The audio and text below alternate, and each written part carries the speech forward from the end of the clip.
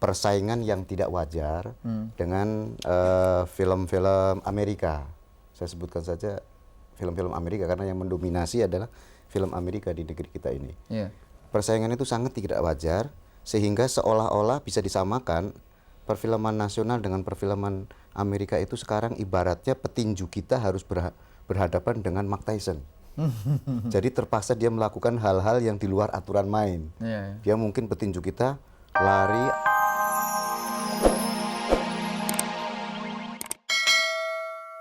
Saya kenal seorang, maaf ya, foto model.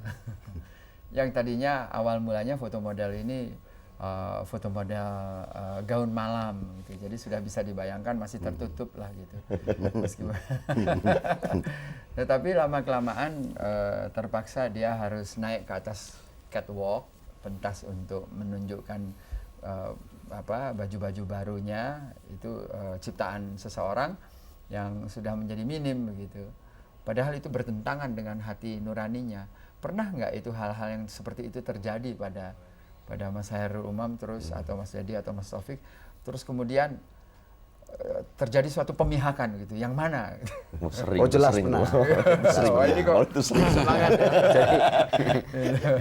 Jadi saya toh menjadi seperti ini sekarang ini tidak langsung menjadi seperti ini dari dulu. Nah resepnya dong kalau. Jadi ada perkembangan, ada proses pematangan, proses penuaan juga.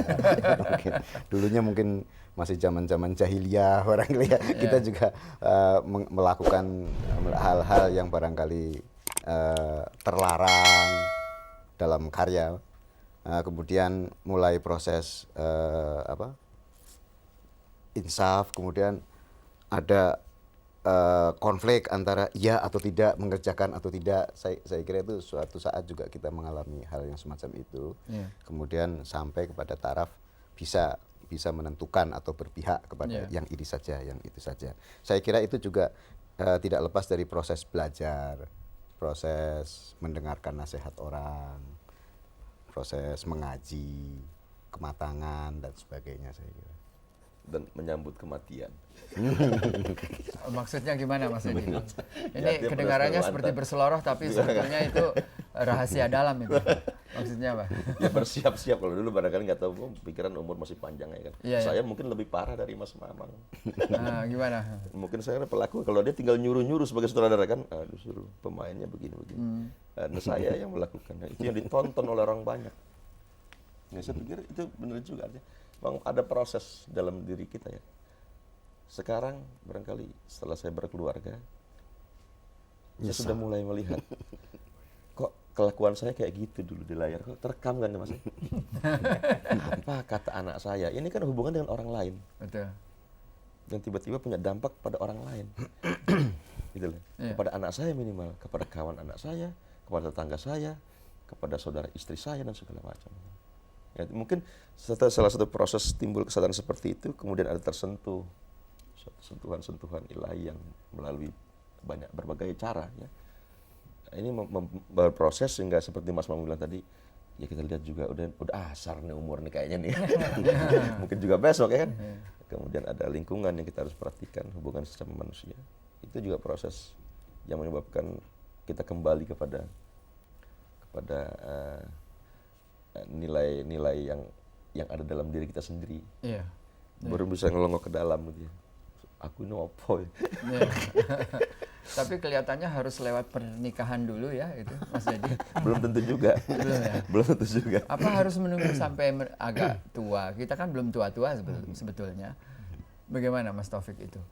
Bagaimana caranya supaya orang tanpa harus melalui sebuah pernikahan, suatu konflik, atau tidak mungkin orang itu pasti harus menghadapi konflik begitu? Iya pasti. Ya. Agaknya jawabannya adalah hidayah. Ya. Jadi kapan hidayah itu turun pada seseorang? Barangkali memang melalui sesudah pernikahan, barangkali sejak dia remaja. Mungkin juga seketika dia sudah diambang sudah antara asar dan maghrib itu. Atau maghrib dan isya. Dalam hal ini lingkungan itu sangat menentukan dan mungkin nomor satu harus disebut pendidikan. pendidikan. Jadi kapan dia mendapatkan pendidikan yang penyadar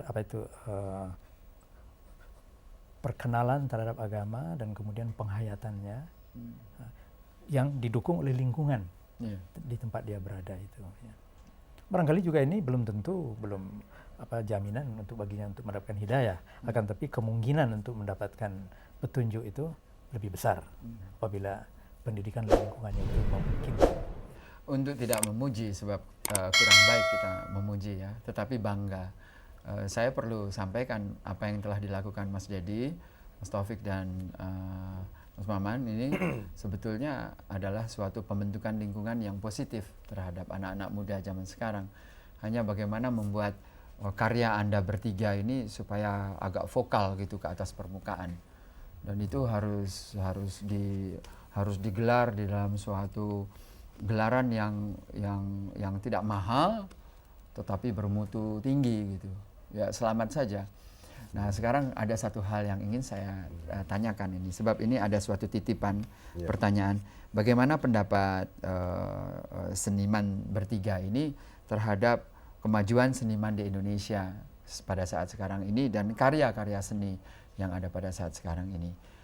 Salah satu diantaranya yang agak kena kritik itu umpamanya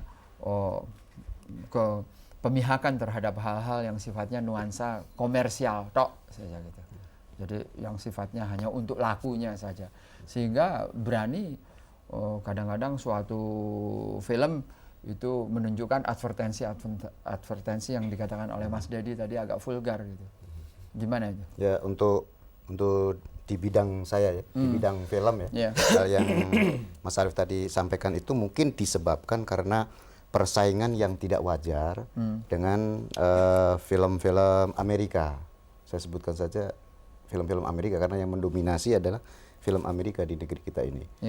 Persaingan itu sangat tidak wajar sehingga seolah-olah bisa disamakan perfilman nasional dengan perfilman Amerika itu sekarang ibaratnya petinju kita harus berhadapan dengan Mike Tyson. Jadi terpaksa dia melakukan hal-hal yang di luar aturan main. Dia mungkin petinju kita lari, ambil batu, pukul dari belakang, baru menang dengan Mike Tyson. Itu pun belum tentu menang. Mungkin belum tentu menang. Mungkin Mike Tyson tengkuknya lebih keras lagi. Nah, film Indonesia juga begitu. Menghadapi persaingan dengan film-film Amerika, dia terpaksa melakukan hal-hal yang di luar aturan moral, di luar aturan yang berlaku. Dia buka saja bajunya, dia buka saja celananya supaya orang menoleh. Ini saya kira mungkin resep bagi mereka untuk supaya bisa ditoleh oleh para penonton karena menghadapi persaingan yang luar biasa yang barangkali film-film Amerika tidak memerlukan itu. Anda sendiri setuju nggak gitu? Ya, kayaknya enggak. Bukan soal setuju atau tidak setuju, ini faktanya begitu. Jadi mereka itu melakukan seperti itu. Nah, kalau misalnya saya tidak setuju ya saya tinggal tidak melakukan begitu saja. Saya bisa lari saja ke sinetron, toh masih dibutuhkan di sana. Pasti banyak. Makanya itu keluar. Jadi masalahnya saya kira seperti itu. Persaingan yang sangat tidak wajar. Dan itu diizinkan bagaimana? Sementara ini diizinkannya di antara tanda petik itu terbatas. Saya dengarnya begitu. Jadi asal jangan keterlaluan itu pun masih lagi terbatas kembali gitu. Jadi makin lama makin berarti makin, belum keterlaluan. Belum. Tapi bisa salah gitu. Ini kok mesem-mesem aja Mas Dedi. Apa Mas Dedi? Silakan. Apa Abu Mawas itu counter terhadap itu kira-kira? Ya memang belakangan ini ada juga seperti mungkin Mas Khairul Umam ada tawaran saya main film yang saya juga paham akan mengarah ke sana gitu. Tapi itu bukan suatu jalan keluar kan. Kalau untuk berkarya masih banyak cara. Medianya masih ada kebetulannya.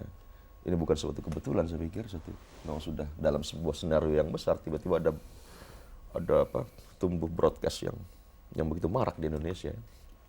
Televisi. Nah, ini kan lahan yang juga harus atau bidang pekerjaan yang harus juga diisi. Nah, saya melihat televisi ini justru lebih efektif untuk justru menyampaikan pesan-pesan atau cerita-cerita yang memiliki nuansa atau religius tadi. Karena dia akan masuk ke rumah-rumah.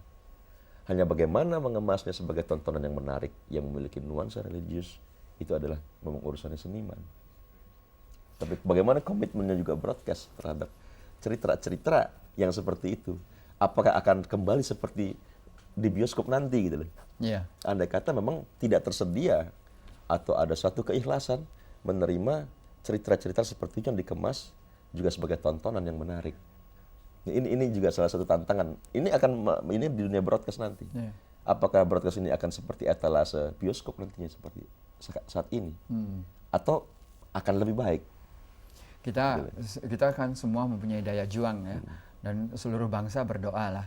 Nah, karena ini bidangnya seniman dan kelihatannya teman-teman semuanya mempunyai jiwa juang tadi, komitmen atau keterikatan dan pemihakan yang kuat, insya Allah bisa berhasil. Kita berdoa. Amin. Melalui Hikmah Fajar. Mas Taufik bukan menodong ini, tetapi memang ia menodong gitu. Bisa Mas Taufik memberikan satu bacaan puisi pendek saja. Kita punya masih waktu sedikit untuk ini. Ya. Ada sebuah puisi saya yang ini juga dinyanyikan oleh Bimbo. Ya.